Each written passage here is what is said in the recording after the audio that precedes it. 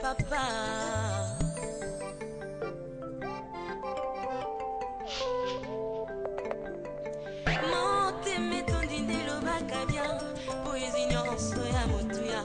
Nasina tondi bolingo na yo Yesu dambe nangai miswe moni préféré tout akate etinda se motema endima wi nasina moni bolingo na yo nasimbi baby kama no Yesu papa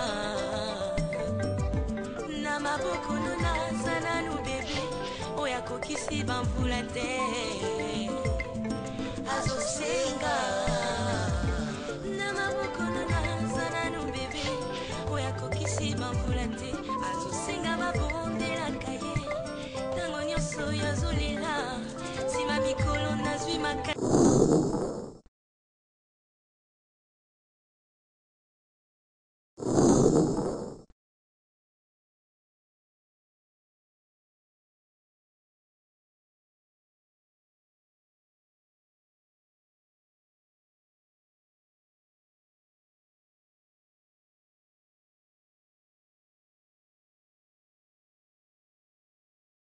Après plat d'action que non seulement notre Seigneur Jésus sur la montagne abi soki olingi fuka melanga na pesa yo biloko nyonso na mokilo atal si déjà système ya évangile na parce que évangile c'est la bonne nouvelle diable linga tal sa nouvelle na kati ya mokili nouvelle ya Yesu alobi abi na ye pona oteya bato bokonzi na likolo mais Satan aza kotalisa bato biloko ya mokili ici qui va pour non na kimi c'est musika ya servant ya maîtresse nanga nzamba yebisi zonga kende kosenga ebolimbisi tango zongi siku azui mwana zonga nzamba yebisi ke mwana wana Ismaël na kubenirie akozala pe nation munene et puis na ko mwana wana akozala âne sauvage c'est là où système ya terrorisme est bandi. Nous avons le réel plaisir d'être ensemble avec vous. Voilà, déjà nous vous disons shalom, shalom, que la paix du Seigneur nous comble tous davantage car nous sommes ses enfants. Je pense que j'ai l'habitude de vous dire qu'on est ensemble, il n'y a pas de souci. Il n'y a pas de souci, on est ensemble sur lenazarien.com. C'est un site qui vous édifie, qui nous édifie. Ça édifie pas mal de chrétiens qui sont partout ailleurs dans le monde entier. C'est la princesse, la humble servante qui vous présente cette émission. Table Sainte est une émission dont nous invitons des hommes de Dieu, mais autour des sujets très capital. Mais avant d'aborder le sujet du jour et de vous présenter mon invité spécial, j'aimerais à ce qu'on puisse prier et nous allons nous retrouver tout juste après. Merci.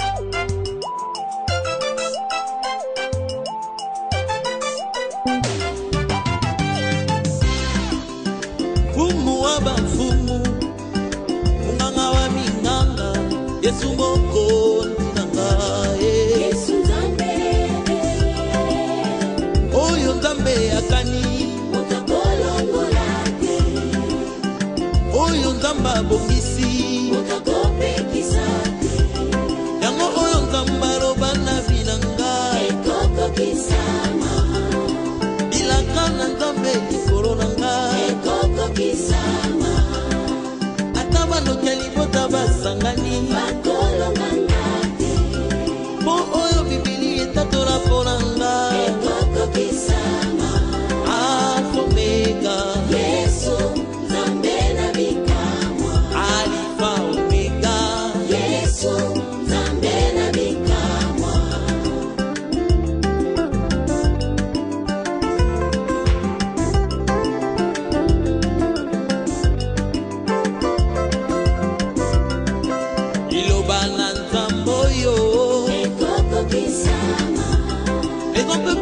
mais ta promesse ne passera jamais.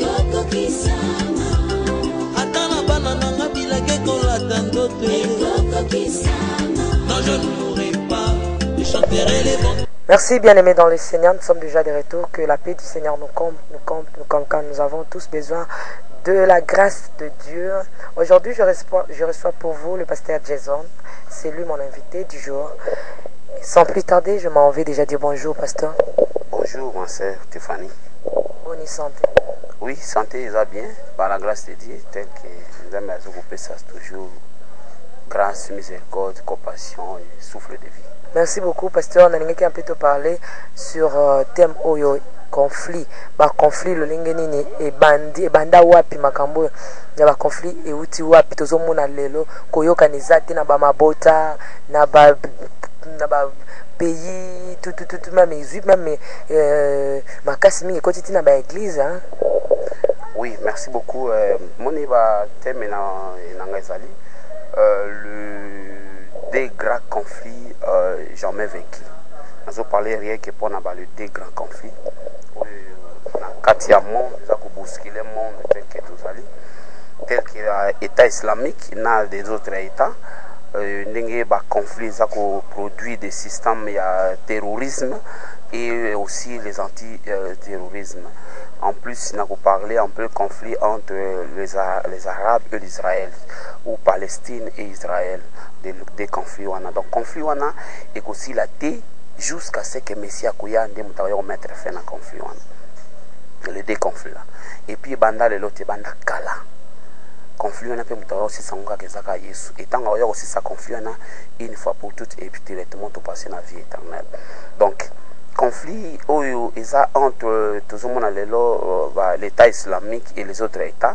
Et suite il y a conflit originalité nango ezaki na Bible. Omoni ba promesse nzambe yaki na Abraham il faut bota et puis normalement bota na Sarah. Dès que promesse ou prophétie nzambe zalaki. Mais le contenu étant balunga ki Égypte bazongi et basali un peu battant ebelé 10 ans après Sarah moni ki azo ko concevoir te. Alors pour naie amoni que non par rapport à âge naie tant ezoleka alors comme Agar est servante na bango avec égyptienne tant avec un peu encore une jeune fille abino abinga Abraham abiki no zwana no Sarah nani Agar tantôt na nzela na yena koyiko zwa mwana Abraham azwa mwana te mais il azwa mwana parce que ça qui vraiment na posa ko za na mwana pour ba mona ki héritage belé na richesse na ba pesa ki bango na ba grâce na miséricorde mais ba okufa ba tika mwana na il fallait mwana azala. Alors tant ce quoi proposé à Abraham a dit mais proposition là ezalaki non d'après la volonté de Dieu et c'était éclipse de la foi. Donc kozanga kondima ya Sarah et ko produit quelque chose où les autres ont monango et ça ko troubler moki lelo. Tant Sarah a proposé à Abraham a 8 mois si Agar et tant ba komi kozana Agar a 8e. Tant a 8e ko ayeko bota mwana. Siko ebani ko pesa yi moi un peu orgueil. Abani un peu ko minimiser ko saboter la présence de notre sœur maman Sarah, disons maman Sarah. Alors Sarah et Abraham alobi omoni ba manière za ko ridiculiser ngai na ba système za ko sala yoka mutugoza la responsable makambo. Après Abraham a dit que non c'est comme ça sala o nyonso tuyo ko linga o sala sala o yo ko linga o sala Sarah abingani Agar tango Agar akei na mwana ne memi ezaki na tamoko ya désert place a komelisa mwana ma ezate aboki mwana abi sava na mwana ngwa kufata na bosa na kotala tasimate directement nzambe abimeli abisi okiwa pona na kimi se musika ya servant ya maîtresse nanga nzambe abisi zonga kende kosenga ebolimbisi tango azongi siku azui mwana zozonga nzambe abisi ke mwana wana Ismaël na kubenirie akozala pe nation munene et puis na ko mwana wana akozala âne sauvage. C'est là où système de terrorisme est bandi. Nzambe lobi c'est dans la Genèse, soutaki na Genèse chapitre 1, il faut pas tant exaté pour longtemps. Genèse chapitre 1, Genèse chapitre 16 verset 1 à 16. Au moins en place nzambe azoloba ke non mwana wana akozala âne sauvage na kati ya mokili. Loboko na bato akozala likolo na ye. Ça c'est terrorisme et le maboko na batopé kozala likolo na c'est l'antiterrorisme. C'est alors tango sko Ismaël akoli ayeko pusala ya boti boté Mahomet ekubima État islamique ebimi. C'est ce qu'on appelle Ligue arabe. Alors tango sikope Sarah par la promesse de Dieu aiko concevoir aboti mwana Isaac. Agar aboti Ismaël, Sarah aboti Isaac. Oh Isaac azaki mwana promesse. Alors liso nzambe ba promesse nzambe nyonso yaki na epana Isaac. Isaac aiko bota aboti bote Yesu aiko bima. Tango Yesu aiko bima, c'est comme là où il y a Israël et bim.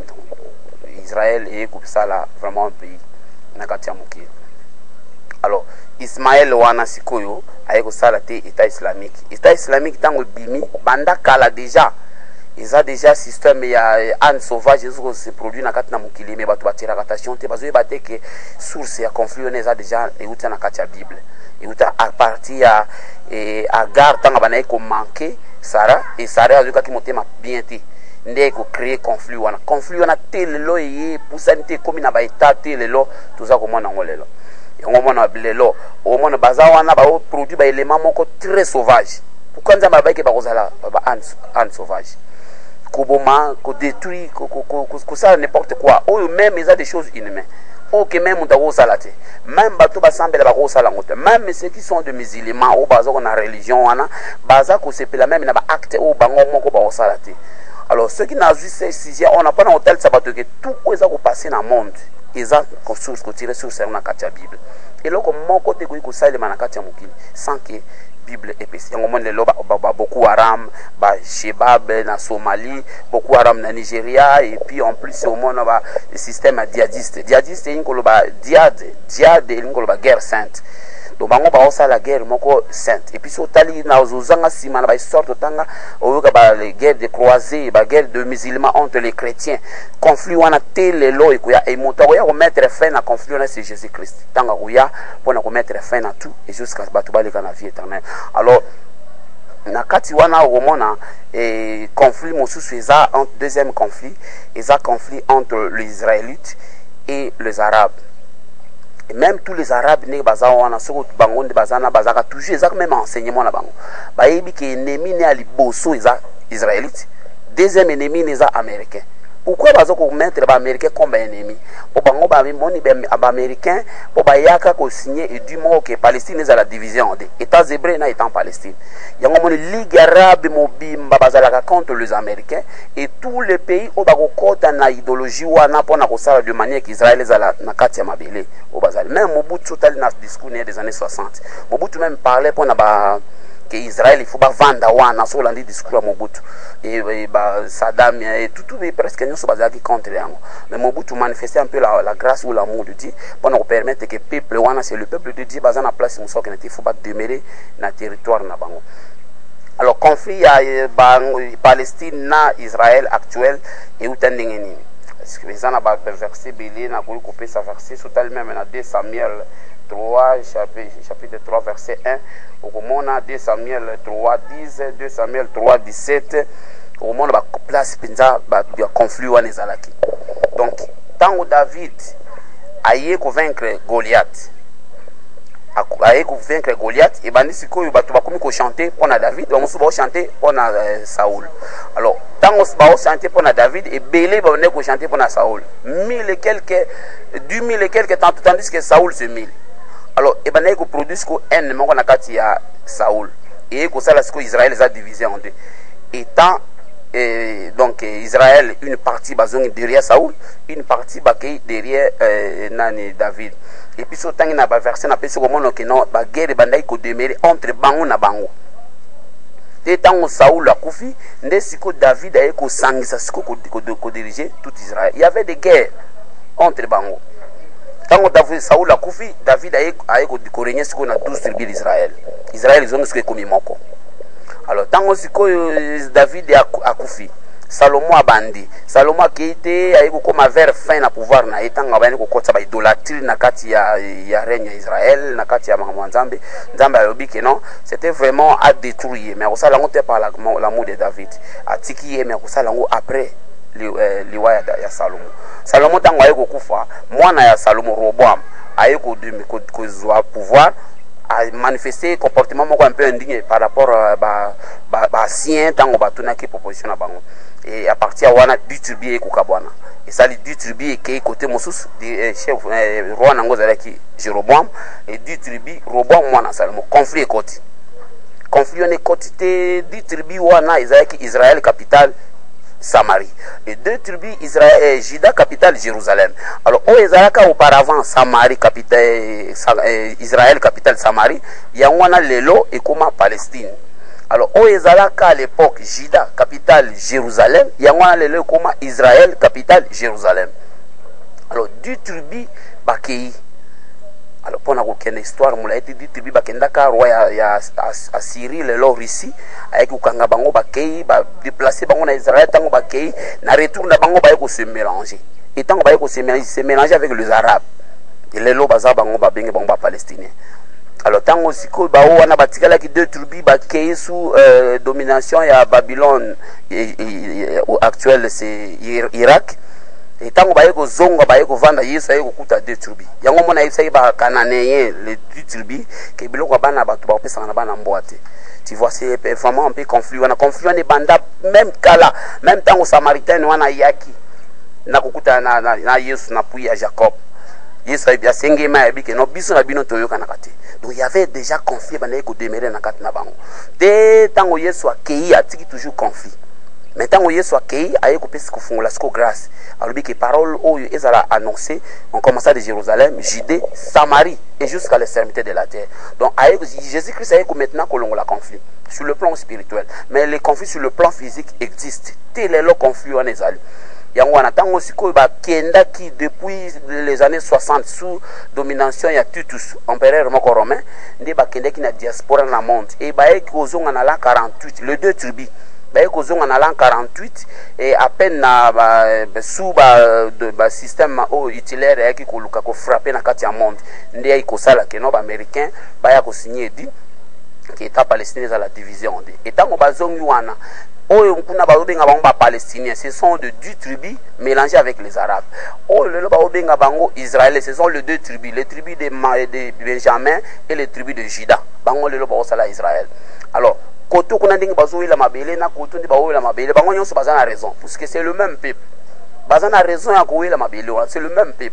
Maintenant eza ignorance motoza ko jouer na kati na bango et Bible lobi Yesu akoya pona koluka kolongola ignorance wana et puis ba ko se rappeler na ba kombo na bango selon ba tribu on va chasser maintenant les Arabes au bazar la carte na bango bazar vraiment base ya ko produire ba conflit et à la fin ndé siku ba ko ya ko sangana pour les 144 000 membres va bénéficier grâce au Nzamba ko sala après avoir terminé sa mission dans la nation telle qu'elle a travaillé. Donc ça vraiment conflit on est aussi la terre et puis bitumba entre les Palestiniens et les Israélites et aussi la terre pour banda batango ya Salomon lelo bazo continuer toujours ko sala ba bitumba wana et ko Yesu kaka ndé mutaoya ko mettre fin na ba système wana. Alors et que ça soit les Arabes, que ça soit les Israélites, bango nyonso tout bazaka kana ba uta na Abraham. Ba Arabe on la Ligue arabe, le pays d'Arabe, et que ça soit les Israélites, bango nyonso tout ba uta na Abraham. Alors ba état oyo eza ko produire un peu ba conflit makasi na kati ya mokili na ba trouble na kati ya mokili baza ba semence utaki na Abraham eza semence utaki na kati ya Abraham non comme la promesse ndé eza ko semer ba terreur ba trouble na kati ya mokili ndango nzamba alobaki que non mais ba kozala ba ant sauvage.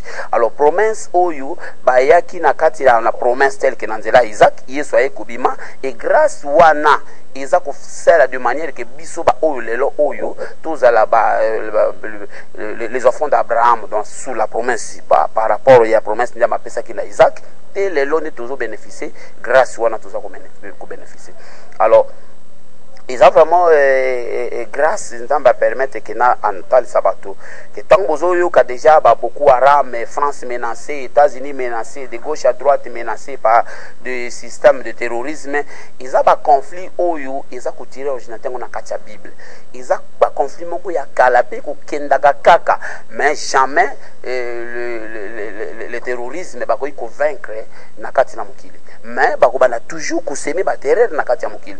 Alors pour makambo na se mettre fin il faut kaka Messi aya parce que koya na yesu tikali somo sikate alors pendant qu'on est un peu vite Yesu apesa qui déjà ba signe attend de la fin beaucoup yo ka ba bruit de guerre tu regardes déjà première guerre mondiale 14 à 18 et deuxième guerre mondiale 40 à 45 mo qui les autres na vers troisième guerre mondiale yango moni ba conflit ça par-ci par là et qui produit la troisième guerre mondiale et nzamba lobiso bozo mono ba signe wana ce n'est pas le temps de la fin mais douleur il y a commencement à temps de la fin bato bakoma ba fanfaron ami de l'argent la charité de les prières se refroidira et bato bako perdre tout jusqu'à ce que diable a 8 places diable a za régner et pourquoi pour ba mouvement terrorisme eza kozwa place mingi na kati ya mokili à cause ya système politique lelo et commis vraiment pleinement dans l'égoïsme et en plus dans la haine. Et ce qui permet maintenant que le terrorisme ait place ming na kati mukili. Alors pour na ça, ma sœur, et c'est ça la parole de Dieu. Ba nzamba za la besoin kuyi ba promesse nzambe ba signe attend de la fin kuyi ba parole kuyi kopesa bango normal. Oui, c'est normal, c'est biblique. Beaucoup qui échappé à côté tel que nzamba babi beaucoup ka bruit de guerre, beaucoup qui échappé tel nzamba babi beaucoup ka ba fafaron ba mis de l'argent et que ça accomplit puisque c'est la promesse de Dieu, c'est la parole de Dieu. Même temps nzamba babi beaucoup monde ba plusieurs viendra sous mon nom et que ça accomplit yango tozo mona ngolelo. Ce nzamba lobi que non agar aboti mwana ne mwana na kozala ane sauvage. Il faut sauvagerie on a et l'acclamation longtemps que mokilizana na ko exister. Mais boya nzamba ya solo fuba di ba ngo solo que non et loko yo salima maintenant na kat na muki ils loko nzamba lobaka ngo déjà na jeunesse. Merci beaucoup pasteur. Je pense que vous étiez clair mais deux une question c'est quoi yo to le belango parce que yo za pasteur baba kamoka yo le bien ba conflit et quotidien na kat na église au tu ko détail biso que les deux raswana na Isaac na Ismaël ba utika ke pa ya Abraham siko tango koti siko na église parce que église biso tozali ba descendance ya Isaac toza susu ya Ismaël te siko na ba Isaac on peut sous désordre koti sou makasi tokolo bani na par là bon na kat ya sur le plan l'église et c'est ce que Moussa Nzambe Paul Alobaki ont déjà ce sont des loups ravisseurs ils sont là pour ravir ce sont des loups ravisseurs ce sont na Ismaël to babimi na kaya moyini satana po yo lobiki na Ismaël na Isaac ba uti kaka na libumu Abraham alors motatinda ka batu mo côté Nzambe ya bindenge ni batu bakoki ko yoka ce qui battait à mité ndenge nini batu bakoki côté ya so batinda mité alors batu oyo baza côté ya lelo oyo baza côté ya lelo qui des choses contraires à la Bible cela veut dire batinda mité alors n'oubliez pas qu'aussi le diable c'est un véritable prédicateur diable ateya tango nzamba alobaki na jardin moto ami balé aki kolobeza ki Satan et tango Satan alobi Adam et Ève bayoki et ba rejeter nzambe ba obéir na o Satan alobaki ndeme moki na kati ya kao et c'est comme ça de génération en génération so otali au monde nani Caïn Abel azalaki deux semences so longo wana o kitio bana mona kaka ke non Jésus pour pas beaucoup citer beaucoup d'exemples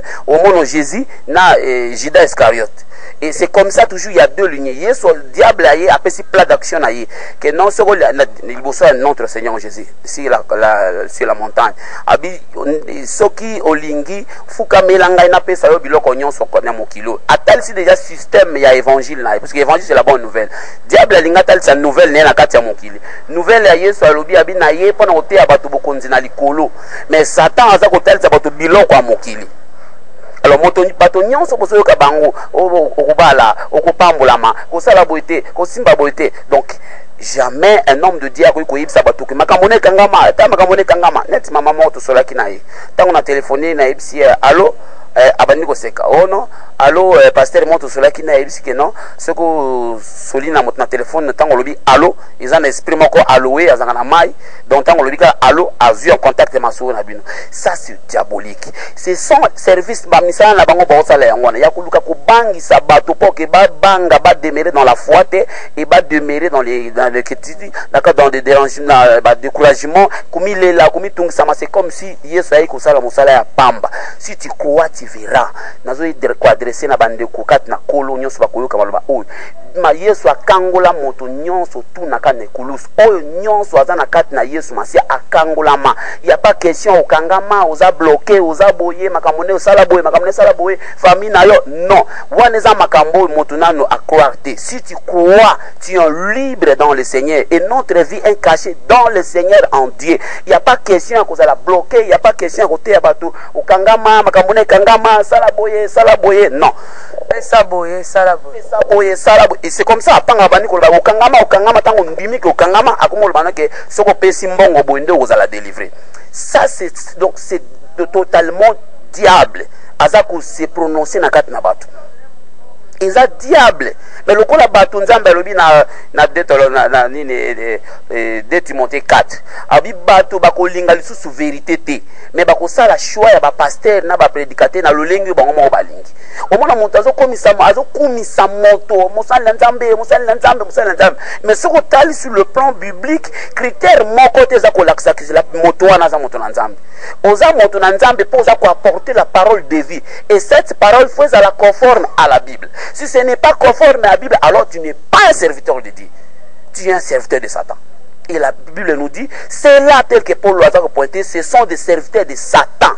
Ils se déguisent en l'ange de la lumière. Ah bien, ce n'est pas étonnant parce que le diable lui-même se déguise. Il faut vérifier dans la Bible. Si ce n'est pas conforme, cela veut dire que c'est un destructeur, hasard, possédé par un esprit satanique pour détruire vie spirituelle na yo que un jour mon nzambe.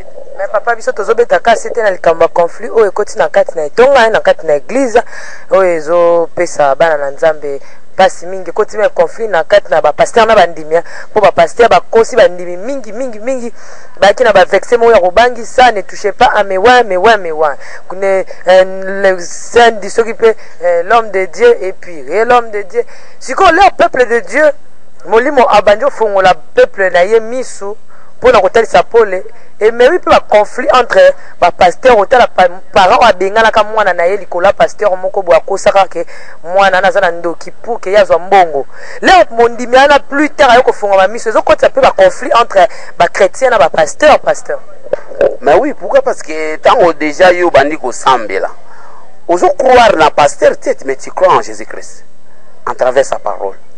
Bato ba pasteur boyela ki bango système ya kobangisa bango yango ba vexo bo mela bango bo tangisa ki bango bible te bo talisa ka ba miracle na ba ko bangisa bandimi so bandimi ba comprendre vérité na canal ya molimo mo centre bon moko ba ko comprendre vérité ba et petit peu ba conflit ozo sentir bato ba yini makamwa nzambe bato ba linko ke l'église te vous voyez.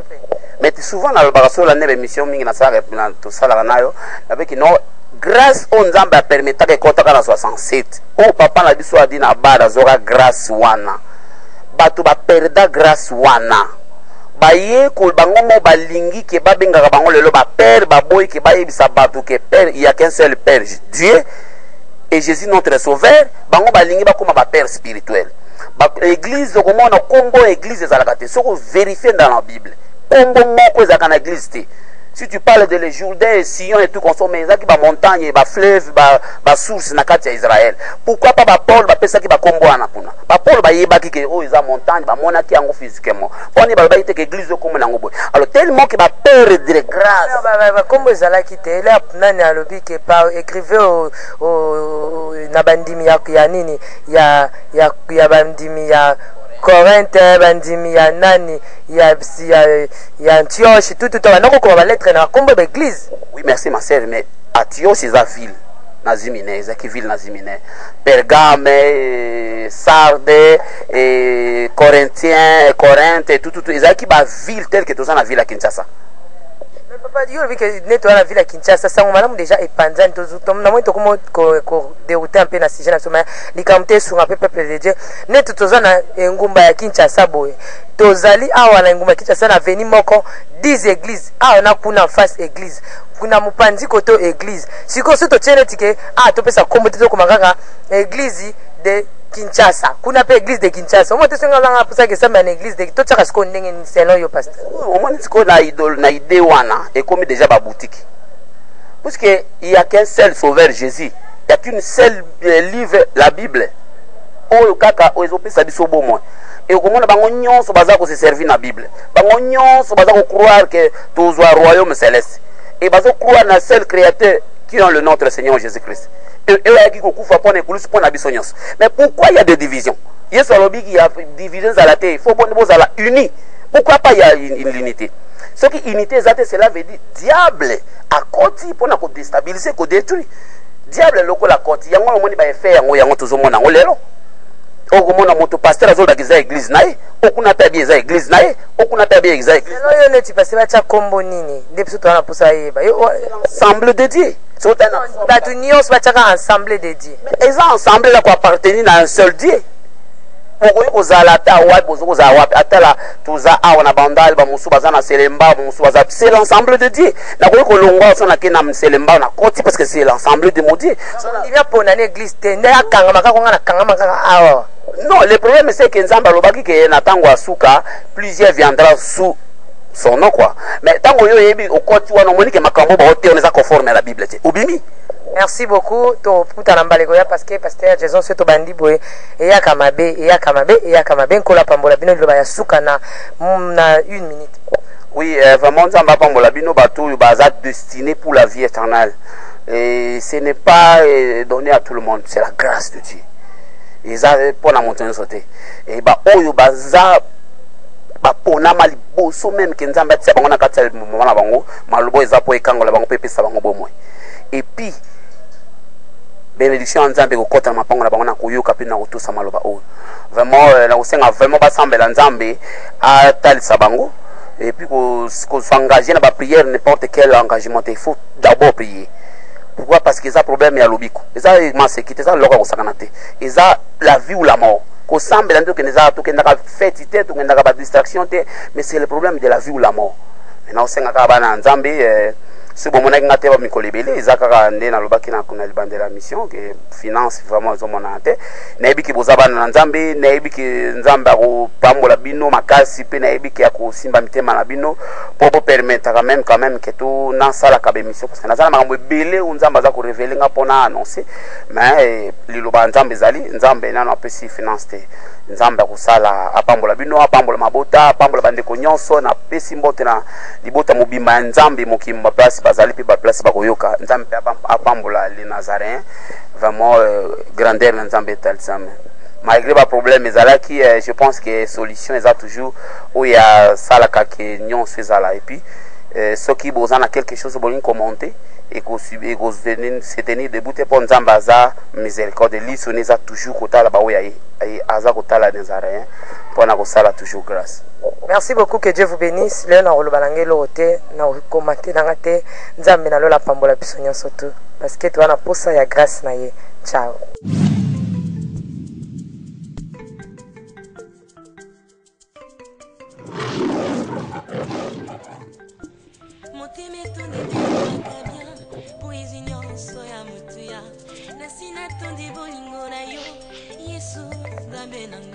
Miswe moni preve dutakate etinda se motema endima wi nasina moni bolingo na yo nasimbi pebi kamano Yesue papa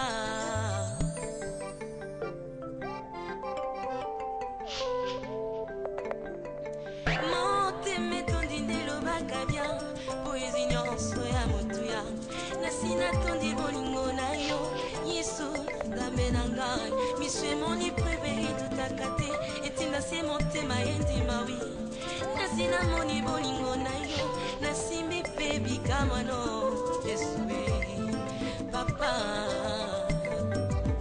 na maboko naza nanu bebe oyo akokisi bamvula te